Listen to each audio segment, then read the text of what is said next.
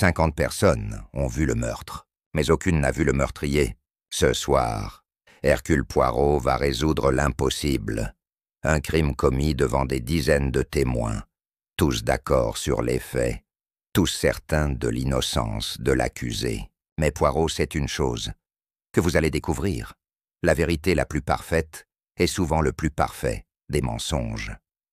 Commentez votre ville, si vous regardez cette histoire, maintenant.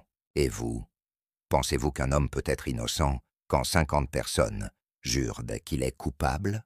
Attachez vos ceintures, l'impossible commence maintenant. La pluie tombait sur Londres comme un rideau de fer. Dans le théâtre Apollon, la représentation de Macbeth venait de s'achever sous les applaudissements d'une salle comble. 500 spectateurs se levaient, enfilaient leurs manteaux, échangeaient leurs impressions sur la performance magistrale de l'acteur principal, Sir Edmund Graves. Personne ne savait encore que dans moins d'une heure, ce même Sir Edmund serait retrouvé mort, poignardé dans sa loge. Hercule Poirot n'aimait pas le théâtre. Il trouvait ses artifices, ses costumes, ses émotions exagérées profondément inconfortables pour son esprit ordonné. Mais ce soir-là, il avait accepté l'invitation de son ami, le capitaine Hastings, qui admirait passionnément l'art dramatique. Poirot observait la foule avec son regard perçant, notant mentalement les détails. Une femme qui pleurait au 3e rang, un homme qui consultait nerveusement sa montre, un couple qui se disputait à voix basse. La sortie fut chaotique. Les parapluies s'ouvraient comme des champignons noirs. Les taxis klaxonnaient dans la rue détrempée. Hastings parlait avec enthousiasme de la scène finale. Mais Poirot ne l'écoutait qu'à moitié. Quelque chose le troublait, une sensation diffuse qu'il ne parvenait pas encore à identifier. Cette intuition, il l'avait apprise à ne jamais l'ignorer. Ils étaient presque arrivés à leur voiture quand un hurlement déchira la nuit. Une femme, la maquilleuse du théâtre, se tenait à l'entrée des artistes, les mains plaquées sur sa bouche. « Monsieur Graves !» criait-elle. « Quelqu'un a tué Monsieur Graves !» La foule se figea. Hastings se précipita immédiatement vers l'entrée, suivi de près par Poirot, qui, malgré son aversion pour la précipitation, sentait déjà les petites cellules grises de son cerveau s'activer. La loge de Sir Edmund était située au 1er étage, accessible par un escalier étroit. Lorsque Poirot y parvint, essoufflé mais alerte, il découvrit une scène presque théâtrale dans son horreur. L'acteur gisait sur le sol, vêtu encore de son costume de Macbeth, un poignard planté entre les omoplates. Le sang avait formé une mare sombre autour du corps. Sur le mur, un miroir encadré de lampes brillait cruellement, reflétant le visage figé du mort dans une expression de surprise absolue. « Personne ne touche à rien », aboya Poirot, avec une autorité surprenante pour un homme de sa taille. Il s'agenouilla avec précaution près du corps, examinant la blessure, la position des mains, l'angle du poignard. Hastings, pâle, gardait la porte pour empêcher les curieux d'entrer. « La police est en route », murmura-t-il. Poirot hocha la tête, mais ses yeux scrutaient déjà chaque centimètre de la pièce. Le désordre était minimal. Une carafe de whisky sur la coiffeuse, 2 verres dont un seul utilisé, des télégrammes éparpillés, des photos dédicacées au mur. Une fenêtre entr'ouverte laissait entrer le bruit de la pluie. Poirot s'approcha de cette fenêtre et regarda dehors. Elle donnait sur une ruelle sombre, 3 mètres en contrebas. « Intéressant », murmura-t-il. « Très intéressant. » L'inspecteur Japp arriva 20 minutes plus tard, accompagné de ses hommes. « Poirot !» s'exclama-t-il avec un mélange de joie et de résignation. « Je devrais me douter que vous seriez là où il y a un cadavre. Que pouvez-vous me dire ?» Poirot se redressa, caressant sa moustache avec satisfaction. « Je peux vous dire, mon cher Japp, que nous sommes face à un crime d'une ingéniosité remarquable, et que le meurtrier a commis une erreur, une seule, mais elle sera fatale. » Japp fronça les sourcils. « Quelle erreur ?» Poirot sourit mystérieusement. « Cela, mon ami, je ne peux pas encore le révéler. Mais dites-moi, qui a découvert le corps, exactement? Et surtout, qui était dans le théâtre au moment du crime ?» Ces questions allaient ouvrir la porte d'un mystère extraordinaire, car l'inspecteur Japp allait bientôt découvrir que 50 personnes avaient un alibi parfait pour le meurtre de Sir Edmund Graves. 50 personnes qui se trouvaient toutes au même endroit, au même moment. Loin de la scène du crime, l'aube se levait à peine sur Londres quand Hercule Poirot reçut un télégramme de l'inspecteur Japp. Venez immédiatement Scotland Yard. Développements extraordinaires. Le détective belge ajusta son nœud papillon, brossa méticuleusement sa moustache et héla un taxi. Dans le brouillard matinal, la ville semblait irréelle, comme si elle aussi doutait de ce qui s'était passé la nuit précédente. Au commissariat, Japp l'attendait, avec une expression troublée. « Poirot, nous avons notre homme, ou plutôt, nous avons un homme que nous ne pouvons pas arrêter. » Il guida le détective vers une salle d'interrogatoire où un jeune homme était assis, les mains tremblantes, autour d'une tasse de thé. Voici James Lockwood, 28 ans, assistant personnel de Sir Edmund depuis 3 ans. Le jeune homme leva des yeux rougis vers Poirot. Lockwood avait tout du coupable parfait. Il avait été vu se disputant violemment avec Sir Edmund 2 heures avant le meurtre, dans les coulisses du théâtre. Une douzaine de personnes avaient entendu l'acteur le menacer de le renvoyer pour incompétence et vol présumé. « Vous n'êtes qu'un parasite », avait hurlé Sir Edmund. « Je vous ai tout donné et vous me volez. Vous ne travaillerez plus jamais dans ce métier. » Lockwood avait quitté les coulisses en courant, les larmes aux yeux. Mais voilà où l'affaire devenait extraordinaire. Au moment précis du meurtre, établi par le médecin légiste entre 22h15 et 22h30, James Lockwood se trouvait dans un pub bondé à 2 kilomètres du théâtre. Le Lamb and Flag, établissement populaire du quartier, était rempli ce soir-là pour un match de fléchettes locales. 50 personnes, dont le propriétaire, 3 serveurs et 46 clients, affirmaient avoir vu Lockwood pendant toute cette période. « Il est arrivé à 22h, expliqua Japp en consultant ses notes. Il a commandé une pinte de bière brune. S'est assis au comptoir et a regardé le match jusqu'à 22h40. Ensuite, il est parti en taxi pour rentrer chez lui. Le chauffeur de taxi confirme l'avoir pris devant le pub à cette heure-là. » Poirot fronça les sourcils. « Et le temps de trajet entre le théâtre et ce pub ?» demanda-t-il. « 15 minutes à pied, 10 minutes dans taxi. Impossible de faire l'aller-retour dans ce délai. » Lockwood leva enfin la tête. « Je n'ai pas tué Sir Edmund, » dit-il d'une voix brisée. « C'est vrai que nous nous sommes disputés. C'est vrai qu'il m'a accusé de vol, à tort d'ailleurs. J'étais furieux, humilié. Je suis parti pour me calmer.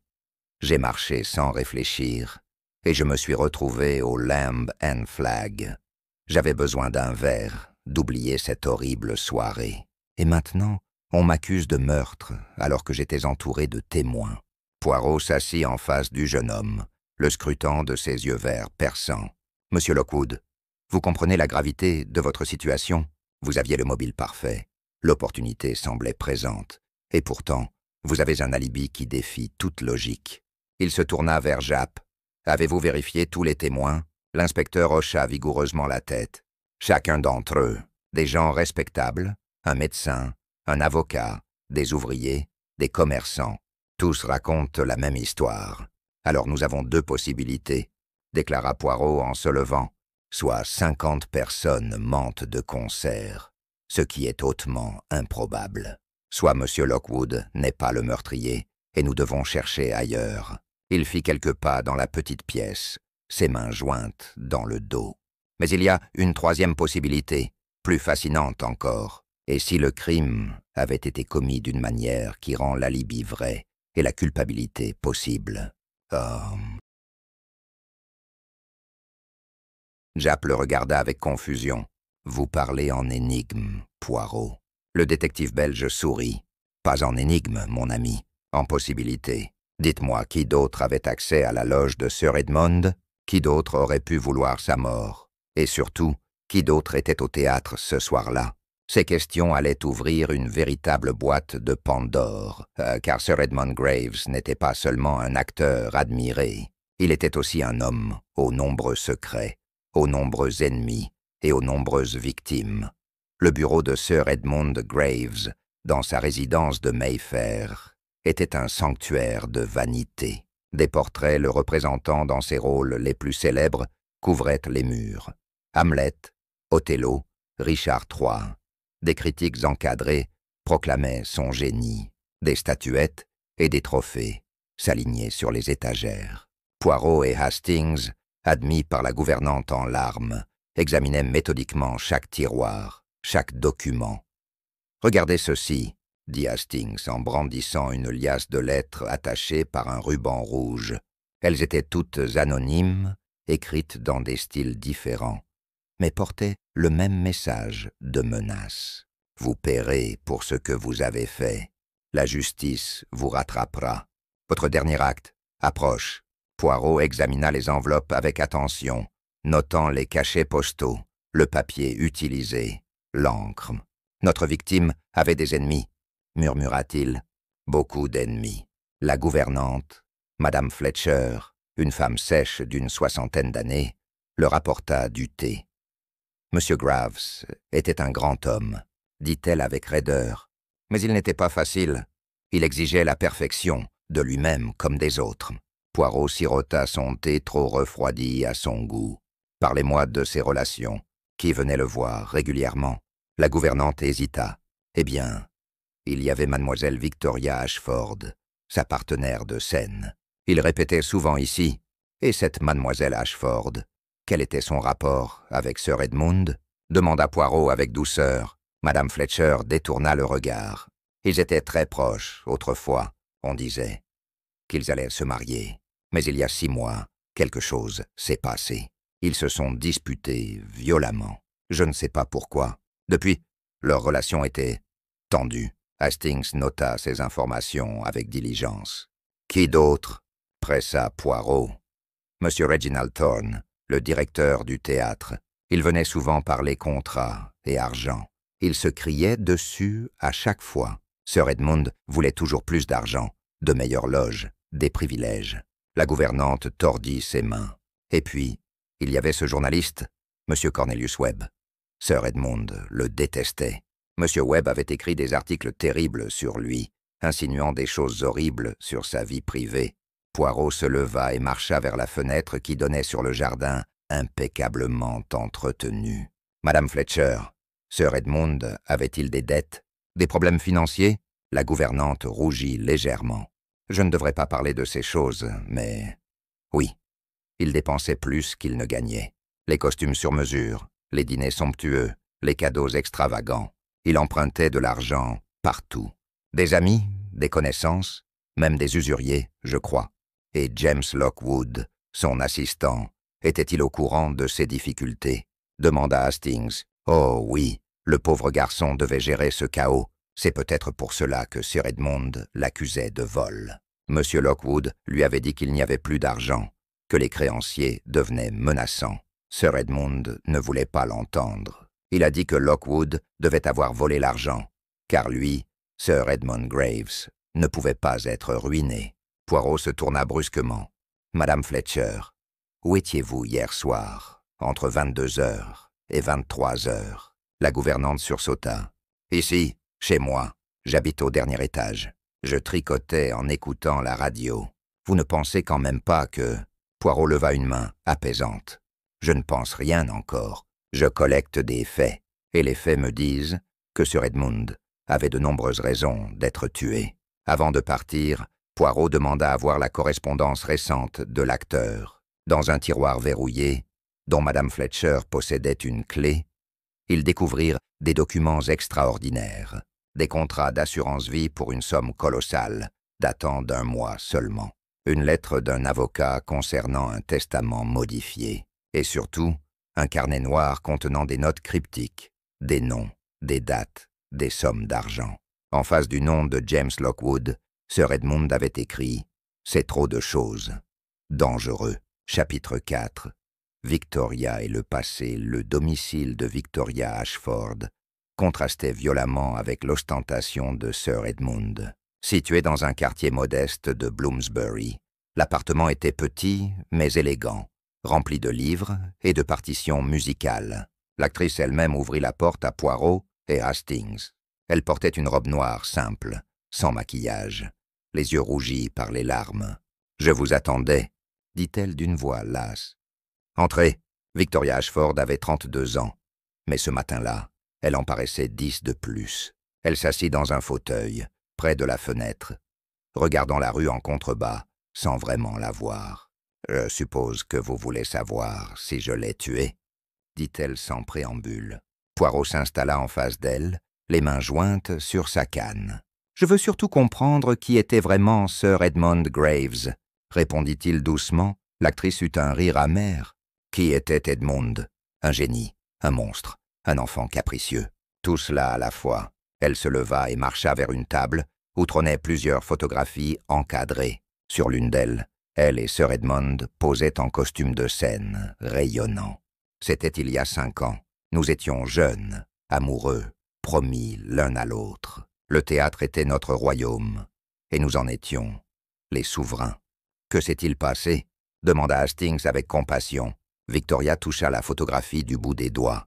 Edmund a changé. Le succès lui est monté à la tête. Il est devenu tyrannique, jaloux, paranoïaque. Il m'accusait de vouloir lui voler la vedette, de comploter avec les critiques, de le trahir avec d'autres acteurs. Rien n'était vrai, mais il refusait de m'écouter.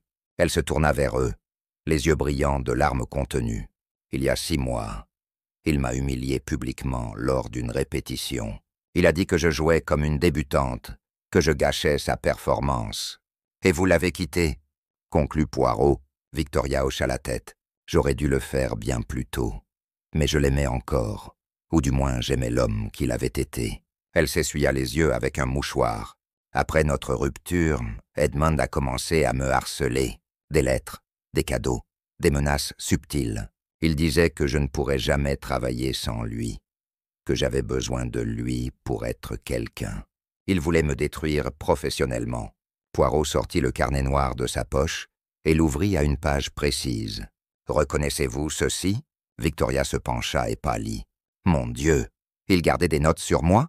Sur la page, en face de son nom, Sir Edmund avait écrit « Victoria menace de tout révéler, doit être arrêtée, coûte que coûte. » L'actrice chancela et se rassit lourdement. « Révéler quoi ?» demanda Hastings, intrigué. Victoria resta silencieuse un long moment, luttant visiblement avec elle-même. Finalement, elle parla d'une voix à peine audible. « Il y a 3 ans, Edmund a causé la mort d'un jeune acteur, Thomas Brennan. Pas directement, mais par sa cruauté. Thomas était fragile, sensible. Edmund l'a persécuté pendant des mois, se moquant de lui, l'humiliant devant toute la troupe. Un soir, Thomas s'est pendu dans sa loge. Elle leva vers eux un regard hanté. J'étais là, j'ai tout vu. Edmund a fait passer cela pour un accident, pour une dépression sans lien avec le théâtre. Mais je savais la vérité.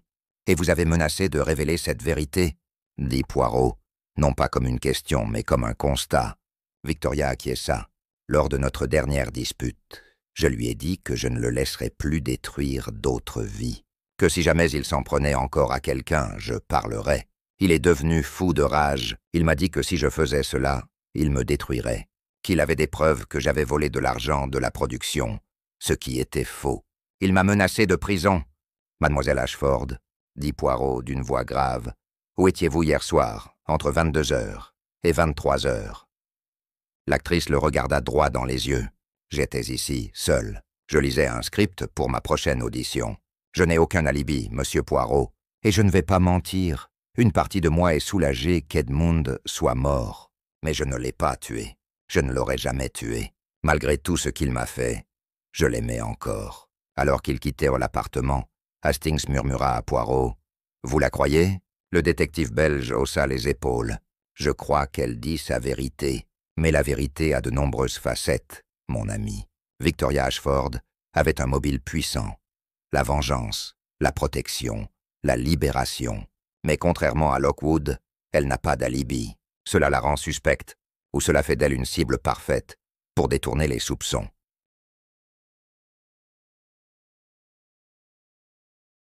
Cornelius Webb le journaliste que Sir Edmund détestait, travaillait pour le London Chronicle, un quotidien réputé pour ses enquêtes dérangeantes et ses révélations scandaleuses. Son bureau, situé au 4e étage d'un immeuble gris de Fleet Street, était un chaos organisé de dossiers, de coupures de presse et de machines à écrire cliquetantes. Webb lui-même était un homme dans la quarantaine, le visage émacié, les yeux perpétuellement fatigués, mais brillants d'intelligence. Alors, le grand Hercule Poirot, fit dit Webb, en allumant une cigarette, vous enquêtez sur la mort de notre cher Sir Edmund. J'imagine que je suis sur votre liste de suspects. Il souffla la fumée avec un sourire sardonique. Après tout, j'ai écrit assez d'articles pour le faire détester. Poirot s'assit sans y être invité, Hastings restant debout près de la porte. Parlons plutôt de ce que vous saviez sur lui. Vos articles suggéraient beaucoup de choses. Webb fouilla dans un tiroir et en sortit un dossier épais. Sir Edmund Graves était un homme aux multiples visages. Le héros du théâtre britannique, l'acteur adulé, le gentleman raffiné. Il ouvrit le dossier, révélant des documents, des photographies, des témoignages. Mais derrière ce masque se cachait un homme violent, manipulateur, criblé de dettes et moralement corrompu. Il y a 2 ans, j'ai commencé à enquêter sur lui, après qu'une source anonyme m'a contacté. Les documents que Webb étala sur son bureau racontaient une histoire sombre, des témoignages de jeunes acteurs et actrices qu'Edmund avait exploités, promettant des rôles en échange de faveurs personnelles ou d'argent, des contrats truqués où il empochait des pourcentages injustifiés, des prêts non remboursés, des créanciers menacés.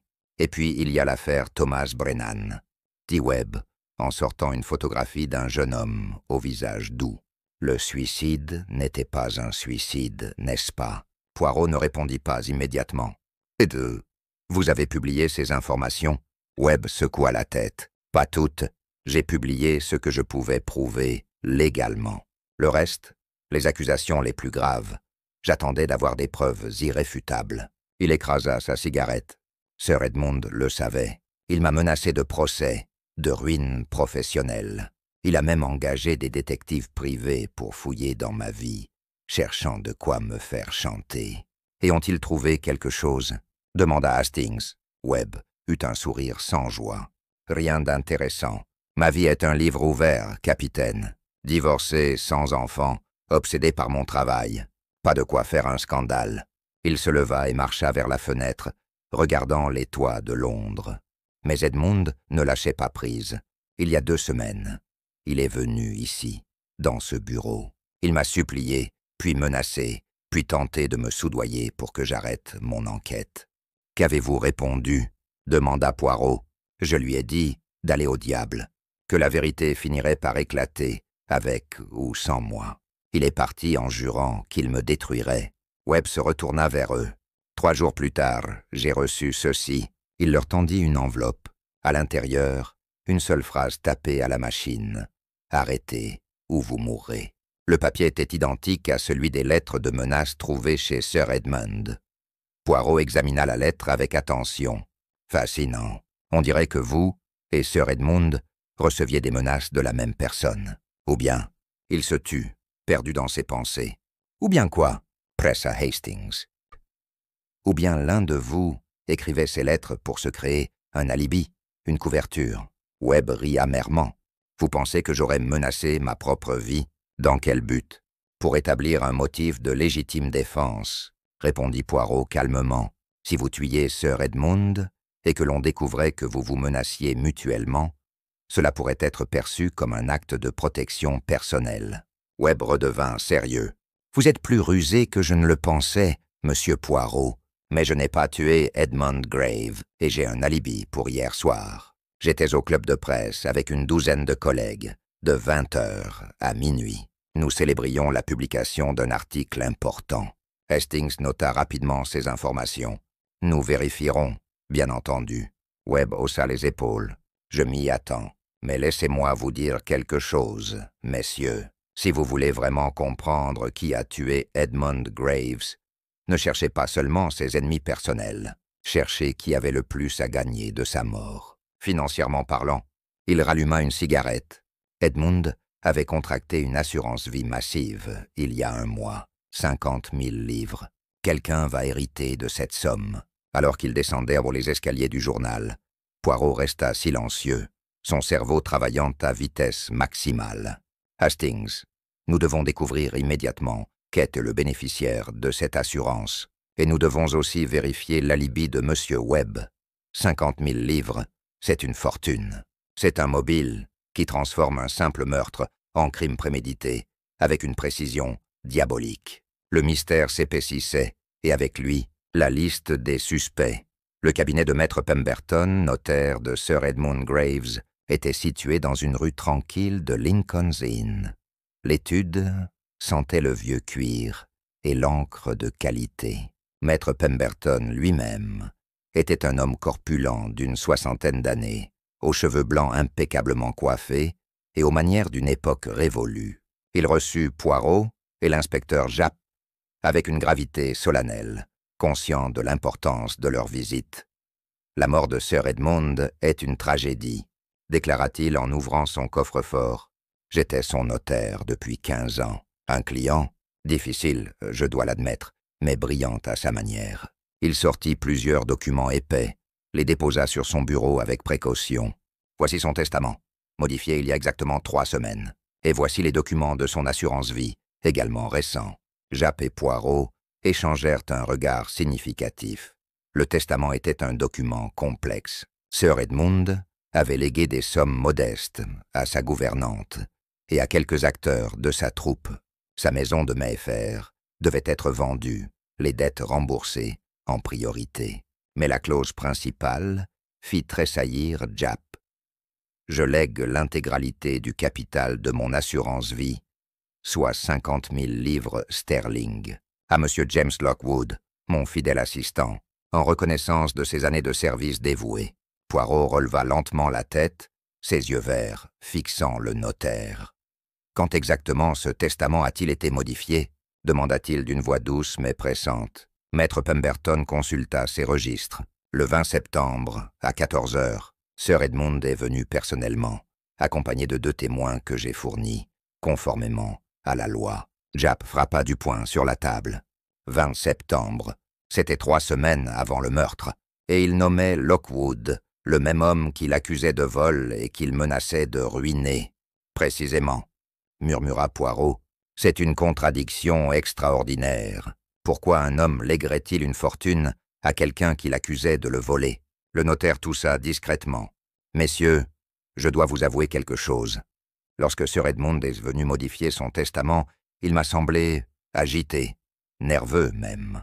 Il regardait constamment par-dessus son épaule, comme s'il craignait d'être suivi.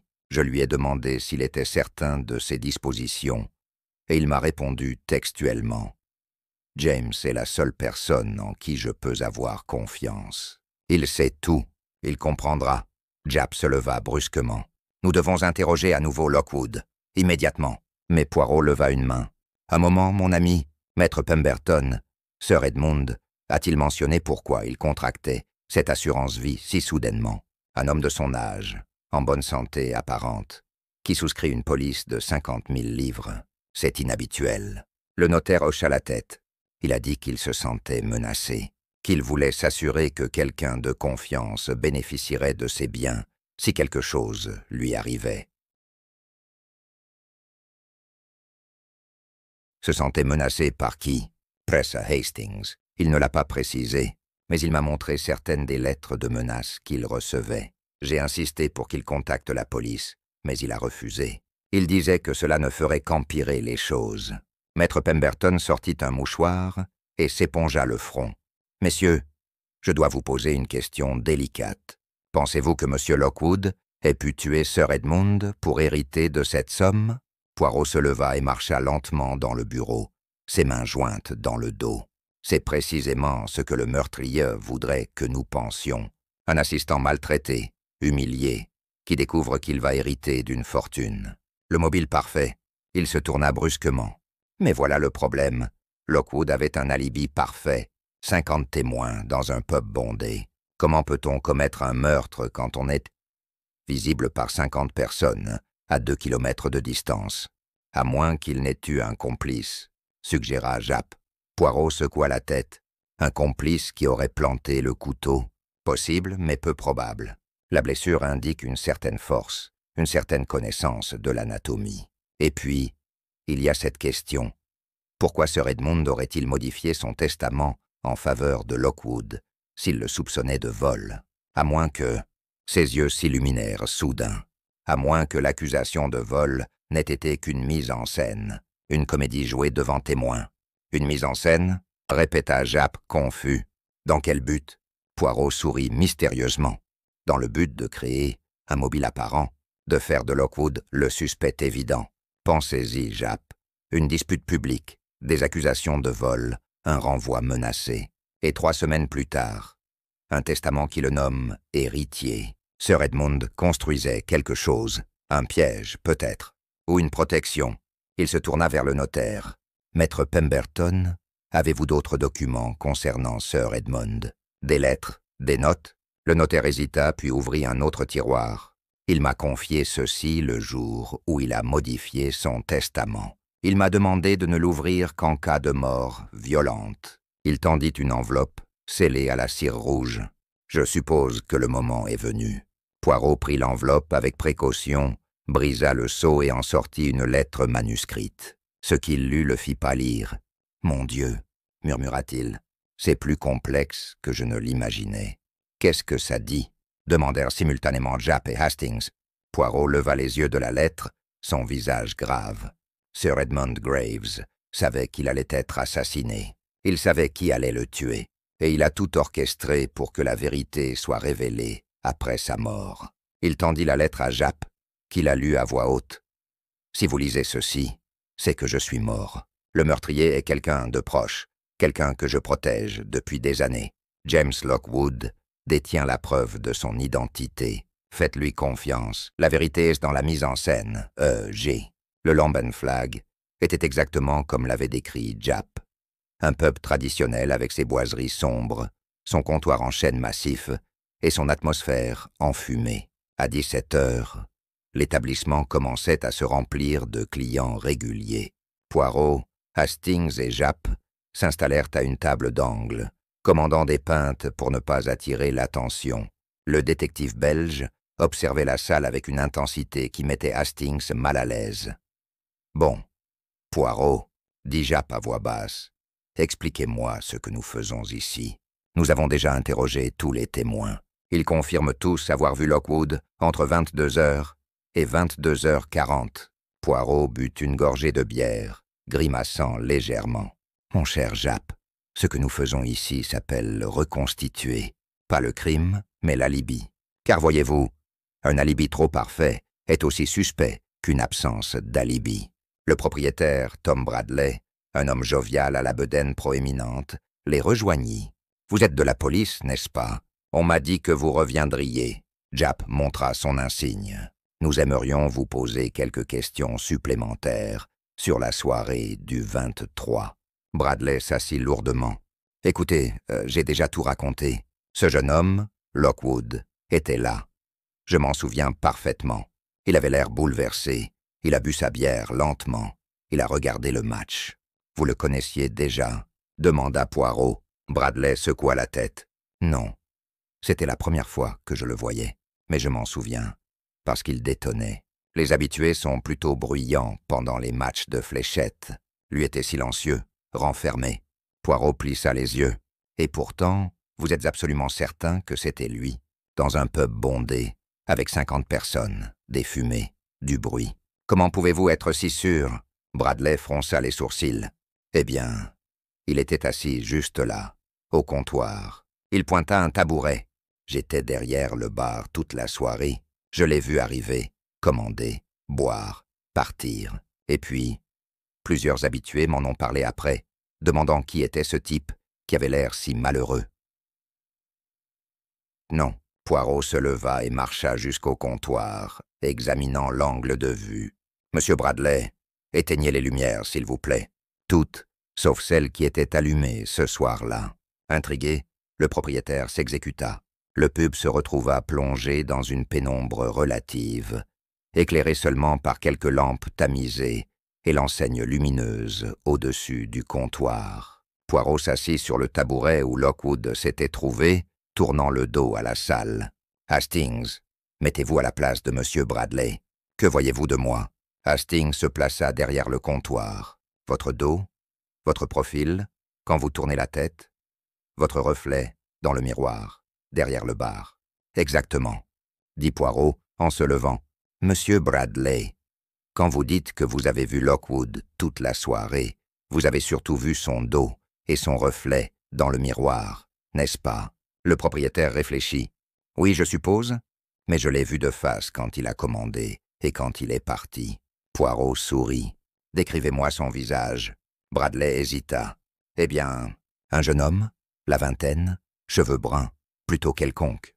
Portait-il des lunettes, une moustache, des marques distinctives ?» pressa Poirot.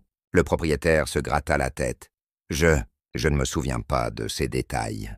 Il faisait sombre, il y avait du monde. Mais je suis sûr que c'était lui. » Poirot se tourna vers Japp. « Vous voyez le problème? Dans cette lumière, dans ce contexte, n'importe quel jeune homme brun d'apparence ordinaire aurait pu passer pour Lockwood, surtout si on ne le connaissait pas déjà. » Japp commençait à comprendre. « Vous pensez que quelqu'un d'autre était assis ici, se faisant passer pour Lockwood ?» Poirot hocha la tête. « C'est une possibilité. Mais il y a un problème. Les autres témoins, les clients du pub. Certains ont parlé à Lockwood, d'autres l'ont vu de plus près. Comment un imposteur aurait-il pu tromper tout le monde ?» Il se rassit à leur table, ses doigts tapotant pensivement le bois usé. « À moins que... » commença Hastings. « À moins que quoi ?» demanda Japp. Hastings rougit légèrement. « À moins que Lockwood n'ait vraiment été là, mais pas tout le temps. S'il était arrivé à 22 heures, s'était montré pendant 10 minutes pour être vu et se faire remarquer, puis était parti discrètement par une sortie dérobée, avait couru au théâtre, commis le meurtre et était revenu avant 22h40. Poirot le regarda avec approbation. « Excellent raisonnement, mon ami. Monsieur Bradley, combien de sorties possède cet établissement ?» Le propriétaire compta sur ses doigts. 3. L'entrée principale, la porte de la cuisine qui donne sur la ruelle, et une sortie de secours au fond de la salle. Poirot se leva immédiatement. « Montrez-moi ces sorties. Toutes. » La sortie de secours donnait effectivement sur une ruelle étroite et sombre. Aucune lumière, aucune surveillance. Quelqu'un aurait pu sortir et entrer sans être remarqué, surtout pendant un match de fléchettes, quand tous les regards étaient tournés vers le jeu. Poirot chronométra le trajet en marchant rapidement jusqu'au théâtre Apollon. 15 minutes à pied, normal. 10 minutes en courant. Il se tourna vers Japp. Donc théoriquement possible, mais extrêmement serré. De retour au pub, Poirot demanda à interroger les clients qui avaient été présents le soir du meurtre. Un à un, ils confirmèrent avoir vu Lockwood, mais leurs descriptions variaient étrangement. Il portait une veste grise, dit l'un. Non, elle était brune, corrigea un autre. Il buvait de la bière brune, affirma un troisième. Je crois que c'était de la blonde, contredit un quatrième. Ces contradictions n'échappèrent pas à Poirot. Messieurs, dit finalement le détective belge, je crois que nous avons été victimes d'une illusion collective. Pas un mensonge délibéré, mais une suggestion habile, quand James Lockwood a été accusé du meurtre. Vous avez tous été interrogés. On vous a montré sa photo, on vous a demandé si vous l'aviez vu, et votre cerveau, cherchant à être utile, a reconstruit un souvenir. Oui, il y avait bien un jeune homme au comptoir ce soir-là. Ce devait être lui. Mais était-ce vraiment lui? Le silence qui suivit était éloquent. Les certitudes commençaient à vaciller.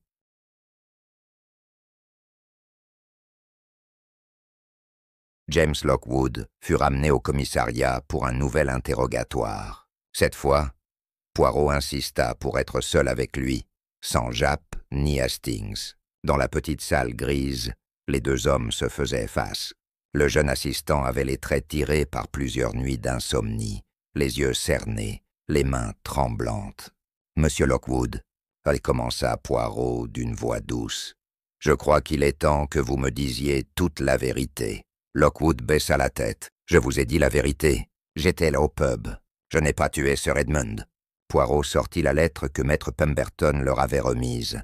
Sir Edmund a écrit que vous déteniez la preuve de l'identité du meurtrier.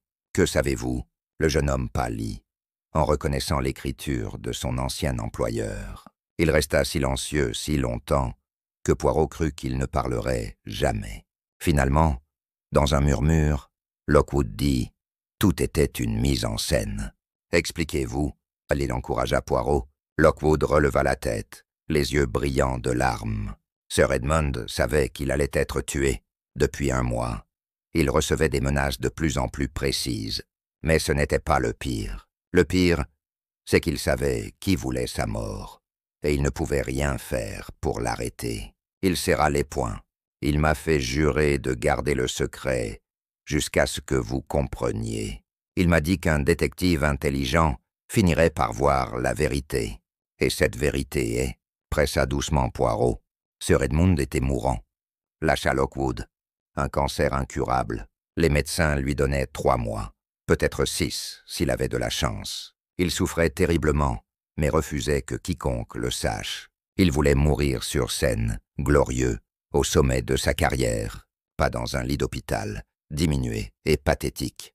Cette révélation changea tout. Poirot se pencha en avant, son cerveau fonctionnant à toute vitesse. Alors, il a orchestré son propre meurtre, dit Poirot, non pas comme une question, mais comme une conclusion logique. Lockwood hocha la tête misérablement. Pas exactement. Il savait que quelqu'un voulait le tuer. Cette personne l'avait approché, lui avait offert de l'argent, avait essayé de le faire chanter. Sir Edmund a décidé de faciliter les choses, de créer les conditions parfaites pour que le meurtre ait lieu, et en même temps, de s'assurer que le meurtrier serait découvert après sa mort. C'est pour cela qu'il vous a nommé héritier dans son testament, m'a compris Poirot, pour vous donner un mobile apparent, pour faire de vous le suspect principal, sachant que votre alibi vous innocenterait. Pendant que la police se concentrait sur vous, le vrai meurtrier se croirait en sécurité. Lockwood acquiesça. Il m'a fait promettre d'aller au Lamb and Flag ce soir-là, de me faire voir, de créer un alibi parfait. Il a même choisi l'heure précise. Et la dispute publique, demanda Poirot. Une comédie, had admit Lockwood. Sir Edmund voulait que tout le monde me voie, comme ayant un mobile. Il m'a crié dessus, m'a accusé de vol, m'a humilié. C'était atroce. Mais j'avais promis de jouer le jeu. Après, je suis parti comme prévu, j'ai marché jusqu'au pub, je me suis assis au comptoir, et j'ai attendu. Il regarda Poirot avec désespoir. Je savais qu'à ce moment précis, Sir Edmund était en train de mourir, et je ne pouvais rien faire. Poirot se leva et marcha dans la petite pièce. « Mais vous ne savez pas qui est le meurtrier ?» Lockwood secoua la tête. « Sir Edmund ne me l'a jamais dit. Il disait que c'était trop dangereux pour moi. Mais il m'a donné ceci. » Il sortit de sa poche un papier plié. « Il m'a dit de vous le remettre quand vous comprendriez qu'il s'agissait d'une mise en scène. » Poirot déplia le papier. C'était une page arrachée du carnet noir, avec une liste de 5 noms, et à côté de chacun, une date et un lieu. Les noms étaient Victoria Ashford, Reginald Thorne, Cornelius Webb, Thomas Brennan, et un 5e que Poirot ne reconnaissait pas, Dr Marcus Whitmore. À côté du nom de Brennan, Sir Edmund avait écrit « Le témoin qui a tout vu, la clé ». Poirot relut cette phrase plusieurs fois. Thomas Brennan, le jeune acteur qui s'est suicidé il y a 3 ans. Lockwood hocha la tête. Sir Edmund était hanté par cette mort. Il m'en parlait souvent, surtout ces derniers mois. « Et qui est ce docteur Marcus Whitmore ?» demanda Poirot. « Le médecin de Sir Edmund, celui qui l'a examiné et a diagnostiqué le cancer. » Sir Edmund le voyait régulièrement pour gérer la douleur. Lockwood hésita. « Il y a autre chose. Sir Edmund m'a dit que le soir du meurtre, le meurtrier lui aurait remis un objet. Un objet que je devais chercher dans sa loge. Mais quand j'y suis allé avec la police le lendemain, je ne l'ai pas trouvé. » « Quel genre d'objet ?» Lockwood haussa les épaules. Il ne me l'a pas décrit. Il a juste dit que c'était la preuve finale. Quelque chose que le meurtrier avait apporté, pensant que cela passerait inaperçu. Poirot plia soigneusement le papier et le glissa dans sa poche. « Monsieur Lockwood, vous auriez dû me dire tout cela dès le début. Vous avez perdu un temps précieux. Le jeune homme baissa à nouveau la tête. Sir Edmund m'avait fait jurer d'attendre. Il voulait que le meurtrier se sente en sécurité. Le meurtrier ne se sent pas en sécurité, répondit Poirot sèchement. Le meurtrier est intelligent, méthodique, et probablement en train de planifier sa prochaine action. Il se dirigea vers la porte, puis se retourna. Une dernière question. Sir Edmund vous aimait-il? Je veux dire, vraiment comme un fils peut-être? Lockwood eut un sourire triste. C'était compliqué. Il pouvait être cruel et généreux, égoïste et attentionné. Mais oui, je crois qu'à sa manière, il m'aimait. C'est pour cela qu'il voulait que je sois à l'abri, que j'hérite de son argent. Poirot hocha la tête et sortit. Dans le couloir, Japp l'attendait avec impatience. Alors, Poirot lui tendit le papier avec les 5 noms. Nous devons parler au docteur Whitmore immédiatement, et nous devons découvrir ce qui s'est vraiment passé le soir où Thomas Brennan est mort. Car voyez-vous, Japp, tout commence et finit avec ce suicide qui n'en était peut-être pas un. Sir Edmund Graves n'a pas été assassiné pour de l'argent, ni par vengeance. Il a été assassiné par quelqu'un qui protégeait un secret vieux de 3 ans. Le docteur Marcus Whitmore exerçait dans un cabinet privé de Harley Street, le quartier des médecins fortunés. C'était un homme d'une 50aine d'années, aux cheveux grisonnants et au regard intelligent.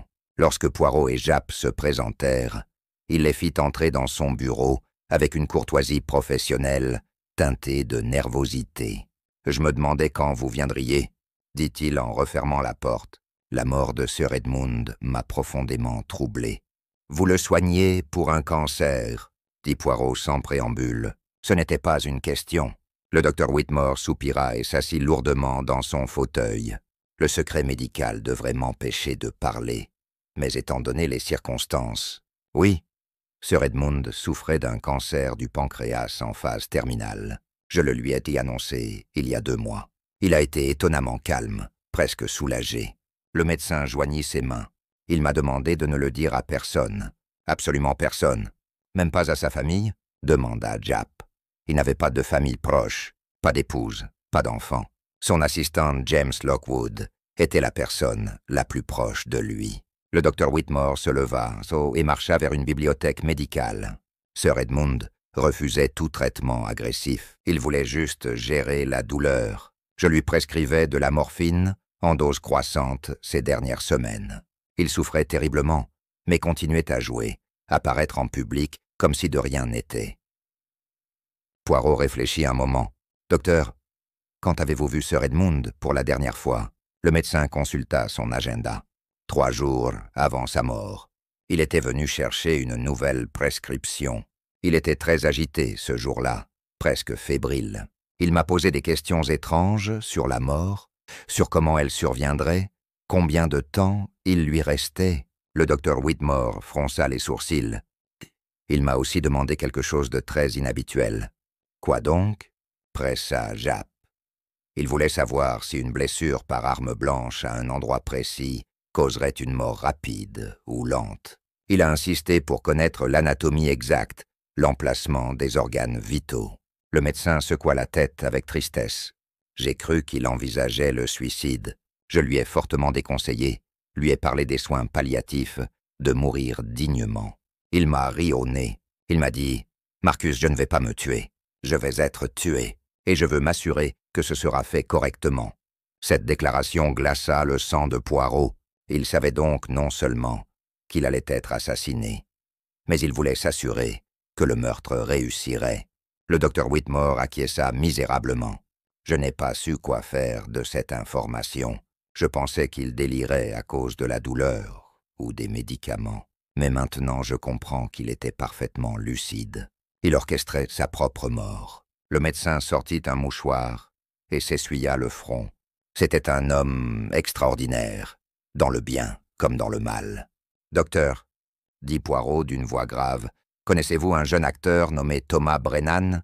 Le visage du médecin changea immédiatement. « Thomas, oui, je le connaissais. C'était un de mes patients, également. Un garçon fragile, hypersensible. Il souffrait de dépression et d'anxiété. » Il hésita. « Pourquoi me posez-vous cette question ?» Thomas era mort il y a 3 ans. Poirot se pencha en avant. Parlez-moi de sa mort. Vous étiez son médecin. Avez-vous cru à la thèse du suicide?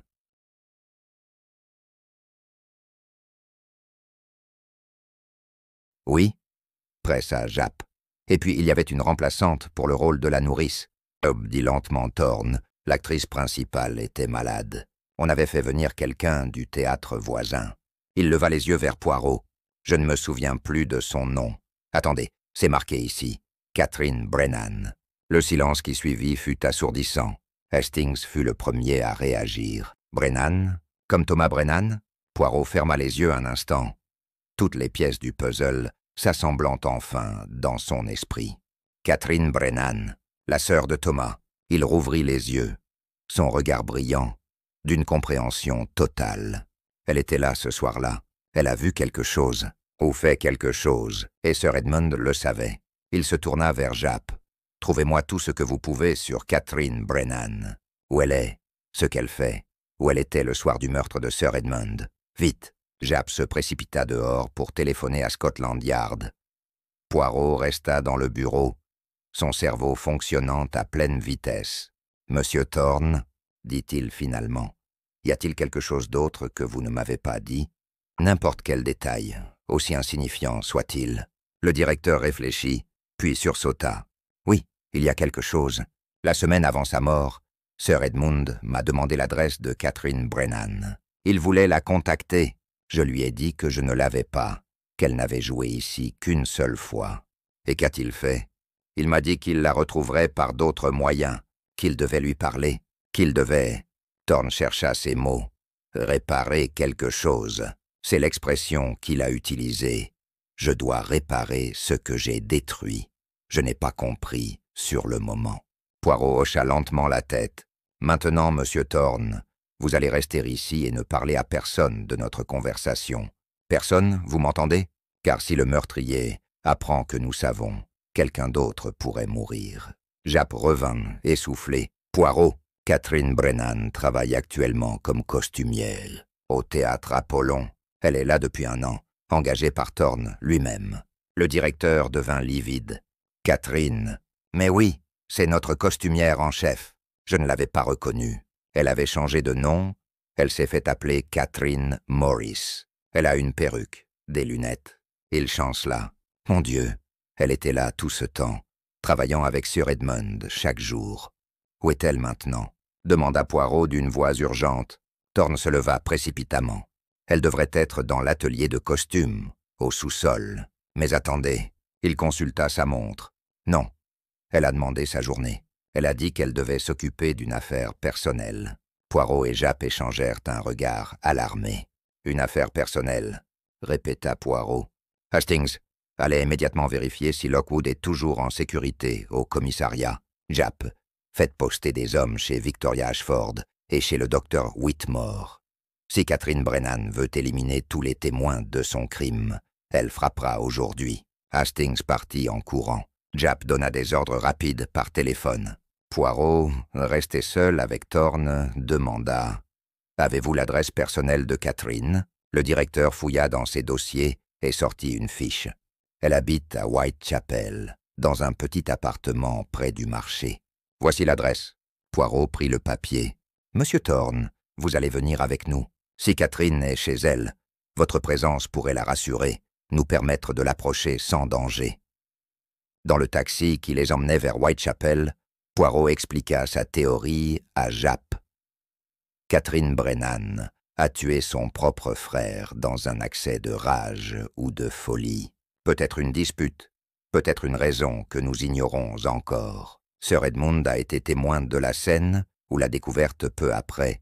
Au lieu de la dénoncer, il a protégé Catherine, peut-être par pitié, peut-être pour éviter un scandale. Il regarda par la fenêtre. Mais Catherine vivait dans la terreur d'être découverte.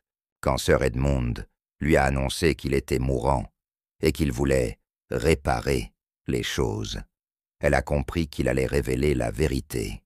Alors elle l'a tué, conclut Japp. Mais comment? Lockwood avait un alibi parfait. Elle devait bien se douter qu'on l'accuserait. Poirot sourit tristement. C'était justement le génie du plan de Sir Edmund. En créant un alibi parfait pour Lockwood, il forçait la police à chercher ailleurs. Et en nous laissant des indices, il nous guidait vers la vérité. Sir Edmund Graves a utilisé sa propre mort comme une confession posthume, comme une accusation d'outre-tombe. L'appartement de Catherine Brennan était au 3e étage d'un immeuble délabré.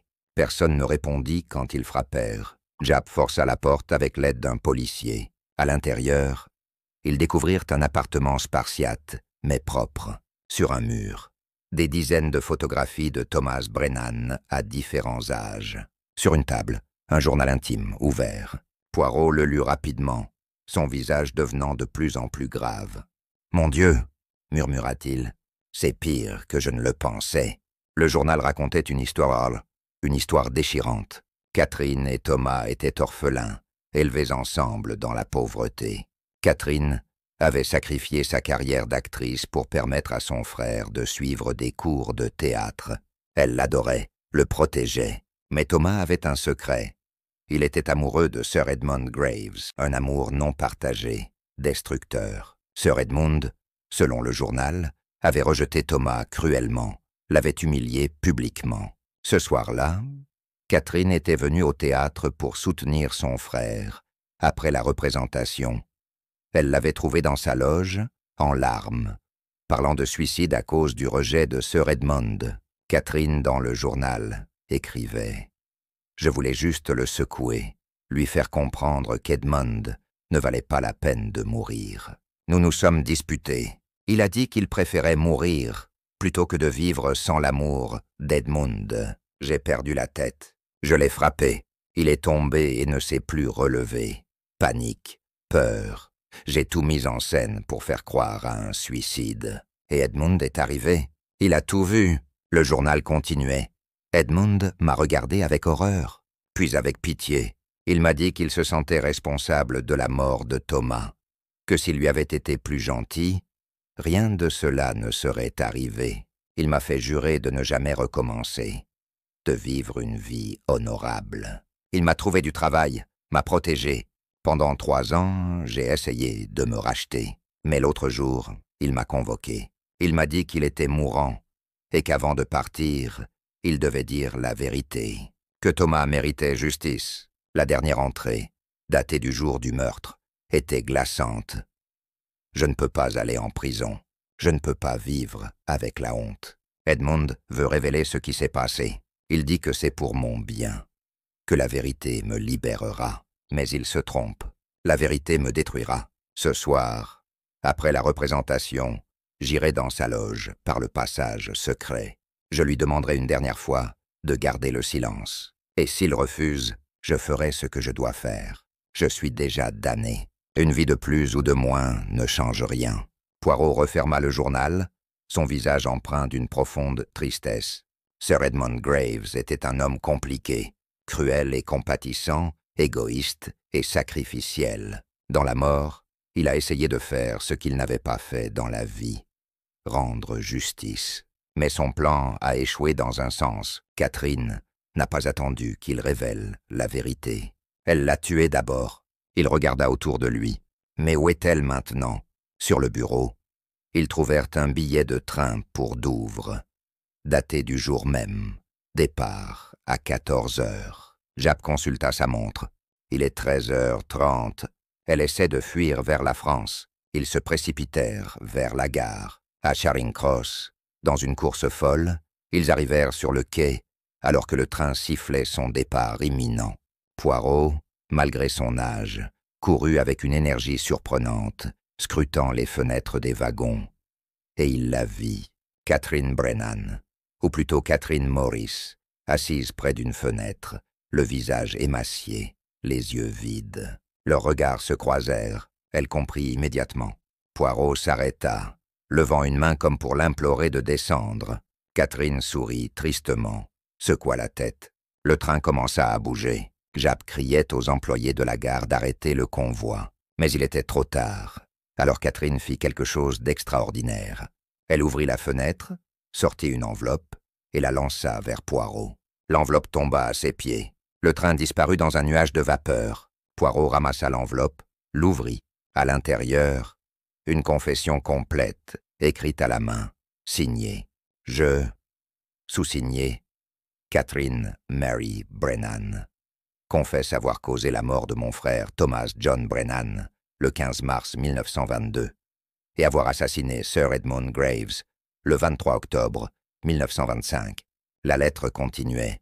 « Monsieur Poirot, si vous lisez ceci, c'est que vous m'avez retrouvé. Je ne fuirai pas longtemps.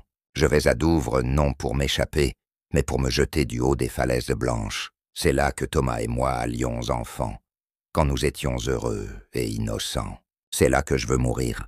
Dites à James Lockwood que Sir Edmund l'aimait vraiment comme un fils. Dites à Victoria Ashford que Thomas l'admirait profondément. Et pour vous, monsieur Poirot, sachez que vous avez résolu l'impossible. Un crime avec 50 témoins d'innocence. Edmund aurait apprécié l'ironie. Japp appela immédiatement la police de Douvres. Mais quand ils arrivèrent aux falaises 2 heures plus tard, ils ne trouvèrent que le manteau de Catherine, posé soigneusement sur un rocher, avec une broche en forme de masque de théâtre épinglée dessus.